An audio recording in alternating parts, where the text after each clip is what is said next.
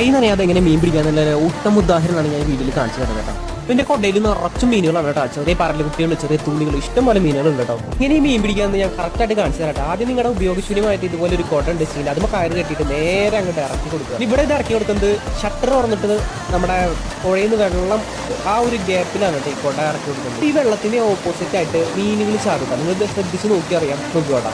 കാറ്റത്ത് പറക്കാതിരിക്കാനാണ് കേട്ടോ ഒരു വണ്ടി കൊണ്ട് ഒന്ന് അസിസ്റ്റ് ചെയ്ത് കൊടുക്കുന്നത്. കണ്ടില്ലേ, ഇപ്പൊ തന്നെ 2 മീൻ കയറി. ഞാൻ തുരുതരാ മീനുകൾ ഇതിൽ കയറി നിൽക്കട്ടെ. ചിലപ്പോൾ വലിയ മീനുകൾ ഇതിൽ ചാടാറുണ്ട്. അതൊക്കെ നമ്മുടെ ഭാഗ്യം പോലെ ഇരിക്കും.